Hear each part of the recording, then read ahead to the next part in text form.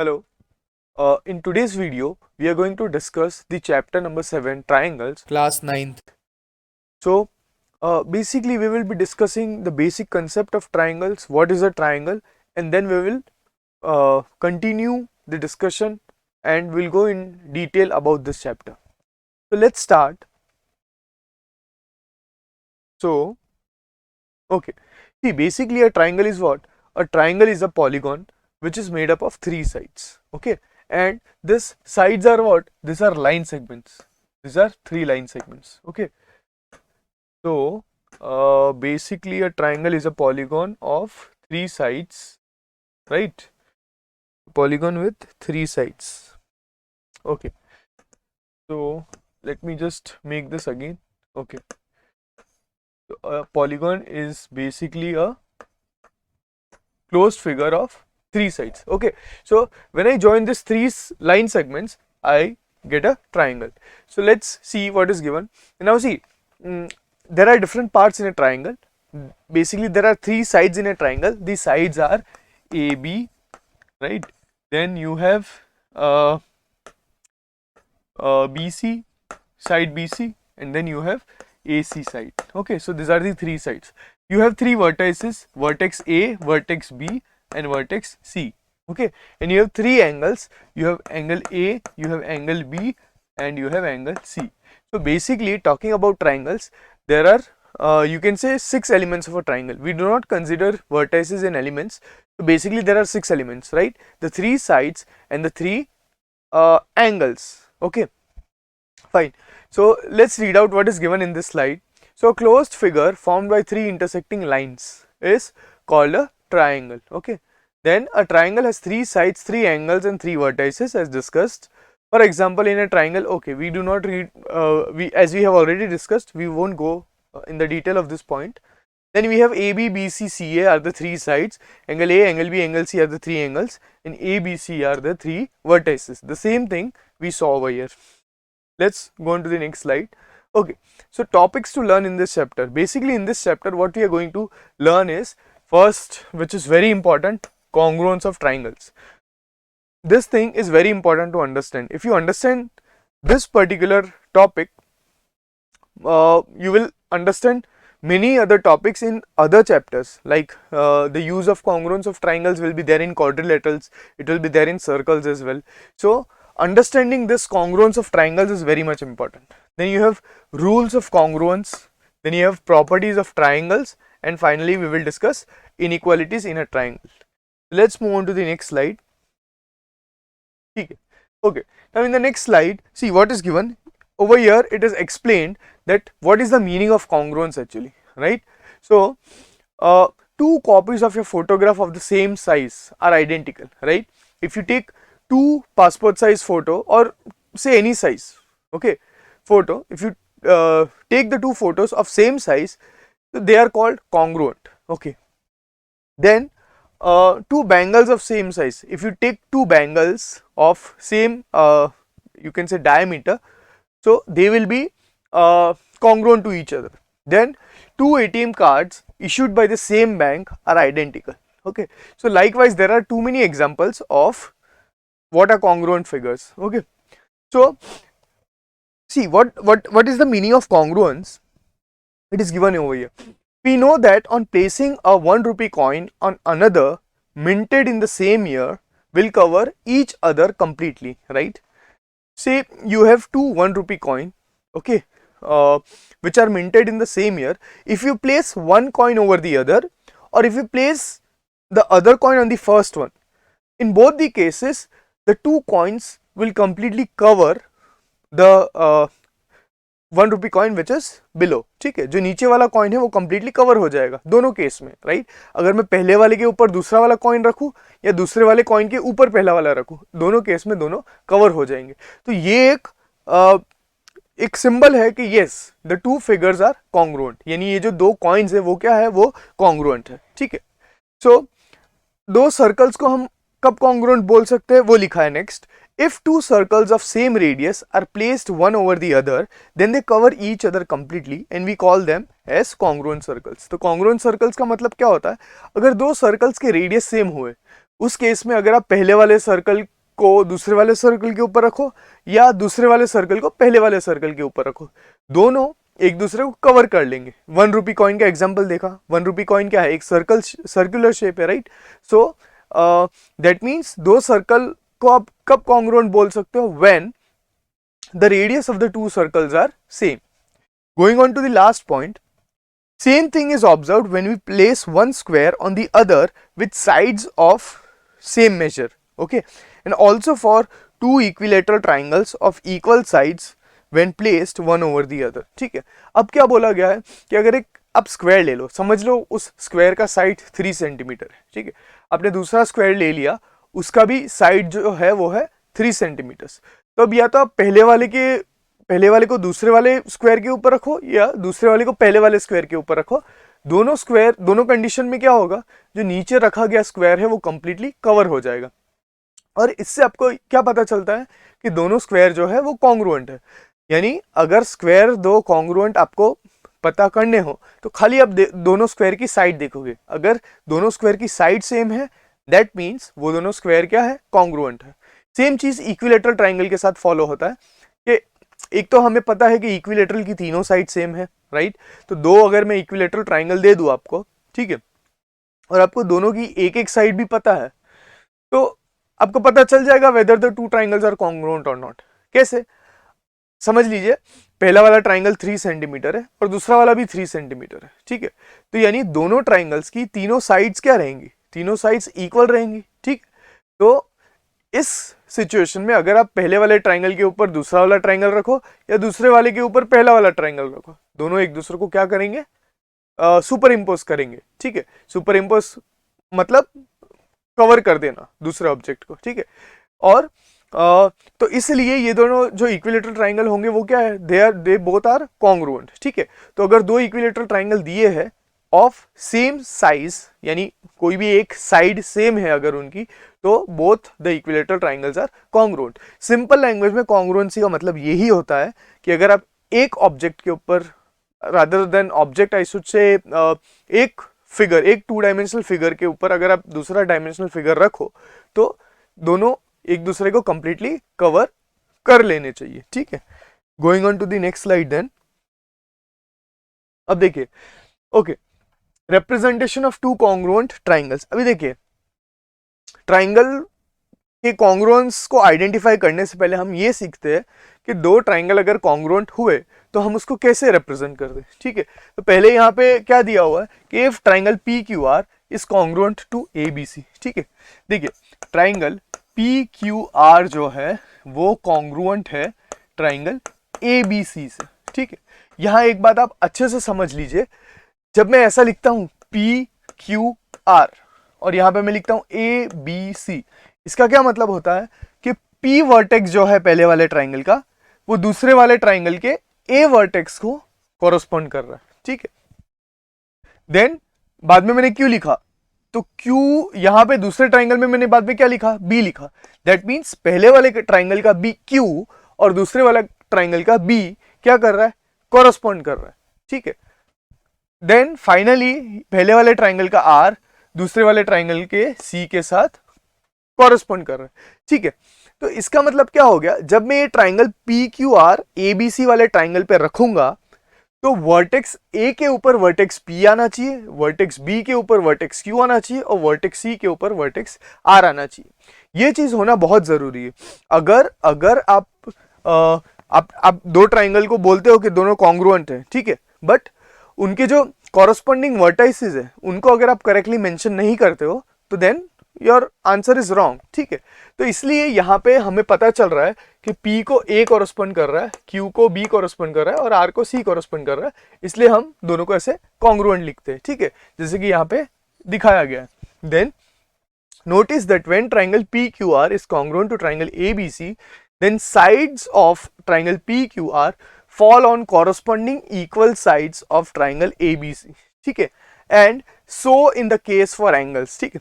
यही बोला गया है कि जब आप PQR वाले ट्राइंगल को ABC के ऊपर रखेंगे तो जो कॉरस्पॉन्डिंग साइड्स होती है वो एक के ऊपर एक आएगी। जब आप दूसरे वाले ट्राइंगल को पहले वाले पे या पहले वाले को दूसरे वाले पे रखोगे तो इसका मतलब क्या होता है, समझ लीजिए ये साइड पी क्यू है पहले ट्राइंगल की, और ये साइड ए बी है, ठीक है। हमने बताया कि दोनों ट्राइंगल कॉन्ग्रुएंट है, राइट। तो ये वाली साइड जब आप इस ट्राइंगल के ऊपर रखोगे तो एग्जैक्ट ए बी के ऊपर आएगा, ठीक है। अभी फिलहाल I don't have two triangles, नहीं तो I would have shown you properly कि कैसे कॉरस्पॉन्ड करता है, ठीक है। तो दो इक्वल साइड्स दो अलग अलग ट्राइंगल की कॉरस्पॉन्डिंग होगी अगर वो दोनों ट्राइंगल्स कॉन्ग्रुएंट हुए तो, ठीक है।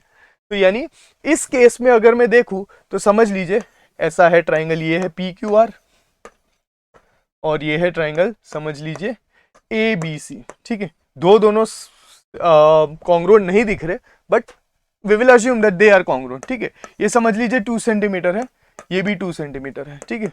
ये है 4 सेंटीमीटर और ये भी है 4 सेंटीमीटर, ठीक है। ये समझ लीजिए 5 है, ठीक है, 5 सेंटीमीटर है और ये भी 5 सेंटीमीटर है, ओके। तो जब मैं इस ट्राइंगल के ऊपर ये वाला ट्राइंगल रखूंगा तो ये जो साइड है पी आर वो एग्जैक्टली ए सी के ऊपर आएगी, ठीक है। ये वाली जो साइड है पी क्यू वो एग्जैक्टली ए बी के ऊपर आएगी और ये वाली जो साइड क्यू आर है वो एग्जैक्टली बी सी के ऊपर आएगी, ठीक है। तो इसलिए ये दोनों ट्राइंगल क्या है कॉन्ग्रुएंट है। और हमें यहाँ पे क्या दिया गया कि then the sides of triangle PQR fall on corresponding equal sides of triangle ABC and so in the case of angles, ठीक है। अब देखो यानी साइड एक दूसरे के ऊपर फॉल कर रहे हैं, वैसे ही एंगल्स फॉल कर रहे हैं एक दूसरे के ऊपर। एंगल P के ऊपर एंगल A फॉल कर रहा है और एंगल C के ऊपर एंगल R फॉल कर रहा है और एंगल Q के ऊपर एंगल B।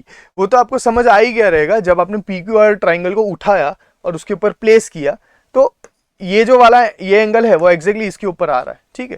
तो ये तो आपको साफ साफ समझ में आ रहा है, ओके। देन उसके बाद क्या दिया है, इसका मतलब क्या होता है कि that is P Q covers A B, Q R covers B C and R P covers C A. Basically ये जो हमें एग्जाम्पल दिया गया है उसमें पी क्यू आर को उठा के ए बी सी के ऊपर रखा गया है, इसलिए उन्होंने क्या बोला है कि जो पी क्यू है वो ए बी को कवर कर रहा है, ठीक है। क्यू आर जो है वो बी सी को कवर कर रहा है एंड आर पी जो है वो सी ए को कवर कर रहा है and same way angle P angle A को कवर कर रहा है, क्यू बी को कर रहा है एंड ये सी को कर रहा है, ठीक है, आर सी को कर रहा है, okay. Also there is 1-to-1 correspondence between the vertices, ठीक है। देखिए अगर ये चीज हो गई, दो ट्राइंगल्स कॉन्ग्रुएंट है, कौन से एंगल्स कॉरस्पॉन्ड कर रहे हैं, कौन सी साइड्स कॉरस्पॉन्ड कर रही है, उसका मतलब 1-to-1 कॉरस्पॉन्डेंस है। That means P corresponds to A, ठीक है, then Q corresponds to B and R corresponds to C। अब आप एक चीज नोट कीजिए, ये जो PQR है उसको मैं ABC के ऊपर रख रहा हूं, तो जो हम ऊपर रख रहे हैं उसको क्या, उसके सब वर्टाइसेस हमने यहां मेंशन किए PQR, ठीक है। यहाँ पे अभी B नहीं लिख दीजिएगा आप, अगर आप B लिख देंगे तो that will all go wrong, ठीक है। तो पी क्यू आर जो ट्राइंगल है वो ये कॉलम में और ए बी सी वाला ये कॉलम में, ठीक है। और पी वर्टेक्स किसके ऊपर जाने वाला है, ए के ऊपर जाने वाला है, क्यू बी के ऊपर जाने वाला है, आर सी के ऊपर जाने वाला है, ठीक है। ये मेंशन किया है एंड इसको हम ऐसे डिनोट करते हैं, ठीक है, जैसे कि हमने ऊपर लिखा है। Now in congruent triangles corresponding parts are equal and we write, okay. देखिए जब भी दो ट्राइंगल्स कॉन्ग्रुएंट होते हैं, ठीक है, दो ट्राइंगल्स कॉन्ग्रुएंट मतलब क्या है कि दोनों एग्जैक्टली सेम है, ठीक है। अब दोनों एग्जैक्टली सेम है तो उसके कॉरस्पॉन्डिंग पार्ट्स, देखिए कॉन्ग्रुएंसी प्रूव करने के लिए कुछ हमारे पास बेसिक रूल्स है। हम क्या करते हैं, एवरी टाइम हम ये नहीं करते कि पहले वाले ट्राइंगल की सब साइड चेक की, दूसरे वाले ट्राइंगल की भी सब साइड चेक की, पहले वाले ट्राइंगल के सब एंगल चेक किए, दूसरे वाले के भी सब एंगल चेक किए, then we come up to a conclusion हाँ दोनों कॉन्ग्रुएंट है। ऐसा नहीं करते हम, देयर आर सर्टन रूल्स, उस रूल्स को अगर हम फॉलो करें तो हमें थ्री एलिमेंट्स अगर दोनों ट्राइंगल की इक्वल हमने फाइंड आउट कर लिए तो उस बेसिस पे हम बोल सकते हैं कि दोनों ट्राइंगल्स कॉन्ग्रुएंट होंगे कि नहीं, ठीक है। तो इसलिए हमें हर एक साइड और हर एक एंगल दोनों ट्राइंगल के मैच करके नहीं देखने होते, ठीक है। इसलिए ऐसे केस में जैसे कि मैंने आपको बताया कि मिनिमम 3 एलिमेंट्स दोनों ट्राइंगल के आप इक्वल प्रूव करते हो तो दोनों ट्राइंगल क्या हो जाते हैं, कॉन्ग्रुएंट हो जाते हैं। वो हम आगे सीखेंगे, ठीक है। तो अगर दोनों ट्राइंगल्स कॉन्ग्रुएंट है दैट मीन्स उसके जो बाकी पार्ट्स है जो हमने मेंशन नहीं किए, ठीक है, वो भी इक्वल होंगे, एक बार दोनों ट्राइंगल कॉन्ग्रुएंट है, दैट मीन्स जो साइड और जो एंगल हमने उसके बारे में कुछ पता नहीं है बट वो भी इक्वल होंगे, क्योंकि दोनों ट्राइंगल इक्वल है, that means corresponding parts of congruent triangles are equal. इसको बोलते हैं हम सीपीसीटी, और ये आपको आगे बहुत काम आने वाला है, तो ध्यान में रखिए। सीपीसीटी का मतलब होता है corresponding parts of congruent triangles are equal. Let's go on to the next slide then. अब देखिए यहाँ पे दिया हुआ है, यहाँ पे दो फिगर्स दिए हुए हैं और आपको पूछा है क्या कि ये दोनों कॉन्ग्रुएंट होंगे कि नहीं, ठीक। अब देखिए यहाँ पे ए सी जो है वो 3 सेंटीमीटर है, ओके। देन ओके ए सी यहाँ पे 3 सेंटीमीटर है, यहाँ पे ई एफ 3 सेंटीमीटर है, राइट।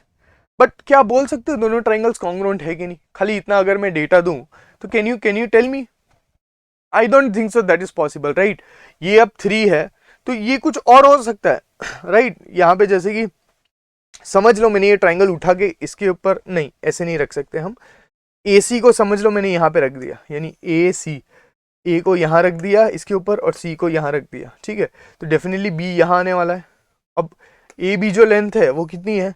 ए बी जो लेंथ है दैट इज 1.8, तो 1.8 और बी सी जो है वो 2.4 है। क्या ये हमें दिया हुआ है ट्राइंगल ई एफ डी के लिए? नहीं दिया हुआ है। दैट मीन्स एक साइड अगर दी है तो आप ये कंक्लूड नहीं कर सकते हो कि दोनों ट्राइंगल्स कॉन्ग्रुएंट होंगे कि नहीं, ठीक है। ओके वैसे ही अगर आप ये देख लो, दूसरा एग्जांपल देख लो, ठीक है। तो दूसरे एग्जांपल के अंदर क्या दिया हुआ है कि दिस इज 4 सेंटीमीटर्स, ओके। यहाँ पे भी ये 4 सेंटीमीटर्स है, ठीक है। यहाँ पे ये 50 डिग्री का एंगल बना हुआ है, यहाँ पे भी 50 डिग्री का एंगल बना हुआ है, ठीक है। अब 50 डिग्री का एंगल बना है, चलो ये एक ट्राइंगल दे दिया है पहले और ये दूसरा ट्राइंगल आपने ड्रॉ किया। अब आप सोचोगे कि 4 सेंटीमीटर दिया था, मैंने 4 सेंटीमीटर तो बनाया है। 50 डिग्री दिया था, आप बोलोगे मैंने 50 डिग्री भी बनाया है, ठीक है। बट ये दोनों ट्राइंगल कॉन्ग्रुएंट हो भी सकते हैं, नहीं भी हो सकते, ठीक है। बट आप बोल रहे हो कि नहीं सर ये दोनों कॉन्ग्रुएंट है ही। तो अब मैं देखिए आपको एक चीज बताता हूं, अब ये 50 डिग्री है तो आप जो रे बनाओगे वो कहीं भी जा सकती है। चलिए ये तो ऑलरेडी फिगर दिया हुआ था, मैं वहां पे बनाता हूं। तो यहां से ये जो रे है वो कहीं भी जा सकती है, ठीक है। और ये मैं इसको यहां भी जोड़ सकता हूं, इसको मैं यहां भी जोड़ सकता हूं, यहां पे भी जोड़ सकता हूं, ठीक है। तो ये लेंथ और ये लेंथ सेम हो भी सकती है, नहीं भी हो सकती है, राइट। बट अब ये नहीं बोल सकते हो कि हो ही सकती है, right. So that means in this case ये दोनों भी कॉन्ग्रुएंट नहीं है, ठीक है। सो नेक्स्ट इसके आगे हम जाते हैं, next slide, let's see. Okay देखिए अब पहला कॉन्ग्रुएंस रूल होता है SAS, ठीक है। इसका मतलब होता है साइड एंगल साइड, ठीक है। अगर आपको दो ट्राइंगल्स की दो कॉरस्पॉन्डिंग साइड्स इक्वल दी है और उनके बीच का जो एंगल है वो इक्वल दिया हुआ है, दैट मीन्स दोनों ट्राइंगल जो होंगे वो डेफिनेटली क्या होंगे? वो डेफिनेटली कॉन्ग्रुएंट होंगे। जैसे कि देख लीजिए, अगर मैंने एक ट्राइंगल ऐसा बनाया हुआ है, ओके, ये मैंने ऐसा ट्राइंगल बनाया है, देन देखिए, ओके ये ट्राइंगल मैंने बनाया और मैंने बोला आपको, मैंने जो जो साइड्स ली, कितनी कितनी साइड्स ली, मैंने आपको बोला कि आप पहले तो क्या करो, एक साइड बनाओ 4 सेंटीमीटर की। तो आपने ये QR बना दिया 4 सेंटीमीटर का। देन मैंने आपको बोला कि आप एंगल Q के ऊपर 50 डिग्री बनाओ, तो आपने एंगल Q के ऊपर 50 डिग्री बना दिया, ठीक है, ऐसे रे बना दी। और मैंने आपको बोला कि QP की जो लेंथ है वो 2 सेंटीमीटर है, यानी आपने Q से 2 सेंटीमीटर मेजर किया और ये पॉइंट P बन गया आपका, ठीक है। अब आपने P और R को ज्वाइन किया, ठीक है, तो आपका ट्राइंगल बन गया। अब इस केस में डेफिनेटली जो मैंने ट्राइंगल बनाया है ये वाला, वो इससे कॉन्ग्रुएंट डेफिनेटली होगा, ठीक है। क्योंकि देखो 4 सेंटीमीटर आपने बनाया है, यानी R कहीं ना कहीं आपका R यही होगा, ठीक है। देन आपने यहाँ पे मैंने यहाँ पे 50 डिग्री लिया, आपने भी 50 डिग्री लिया, ठीक है। मैंने BA की लेंथ 2 सेंटीमीटर बोली, आपने भी 2 सेंटीमीटर ही बनाई है। तो डेफिनेटली ये जो डिस्टेंस है और ये जो डिस्टेंस है वो इक्वल होगा। इवन ये वाला एंगल जो है ये वाले एंगल से इक्वल होगा, एंड ये वाला जो एंगल है वो ये वाले एंगल से इक्वल होगा, ठीक है। सो इससे हमें क्या पता चलता है कि अगर मैं आपको दो साइड दे दूं और दो साइड के बीच का एंगल दे दूं, ठीक है, दो साइड दे दूं और दो साइड के बीच का एंगल दे दूं, तो आप एग्जैक्टली कॉन्ग्रुएंट ट्राइंगल बना सकते हो जो मैंने बनाया हुआ है, ठीक है। तो इसे हम बोलते हैं साइड एंगल साइड। अब देखो ए किसको कॉरस्पॉन्ड कर रहा है, पी को कॉरस्पॉन्ड कर रहा है, तो हम लिख देंगे ए कॉरस्पॉन्ड्स टू पी, ठीक है। अब बी किसको कॉरस्पॉन्ड कर रहा है, क्यू को, तो हम लिख देंगे B corresponds to Q. Finally C, हमारा सी किसको कॉरस्पॉन्ड कर रहा है, सी कॉरस्पॉन्ड कर रहा है आर को, ठीक है। अब देखिए मैंने जैसे कि बोला था कि कॉन्ग्रुएंसी प्रूव करने के लिए तीन ही चीज प्रूव करना जरूरी है, तो मैंने आपको तीन ही चीज दी थी, आपने एग्जैक्टली कॉन्ग्रुएंट फिगर बना दिया जो मैंने बनाया था, राइट।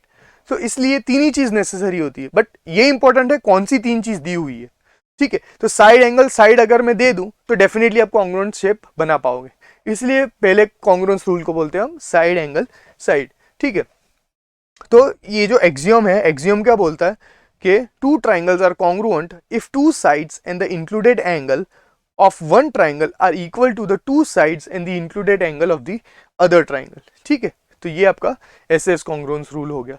ऐसे हमारे पास और क्राइटेरियाज है जो हम आने वाले वीडियो में डिस्कस करेंगे, इस वीडियो में हम यहीं तक डिस्कस करेंगे, ठीक है। और कहीं पे भी आपको कोई डाउट हो तो आप कमेंट सेक्शन में मुझे पूछ सकते हो, या तो आपको कुछ क्वेश्चंस सॉल्व करने हैं, इसके लिए भी अगर आपको मुझे वीडियो बनाने आप चाहते हो कि मैं वीडियो बनाऊँ तो then I will do that for you.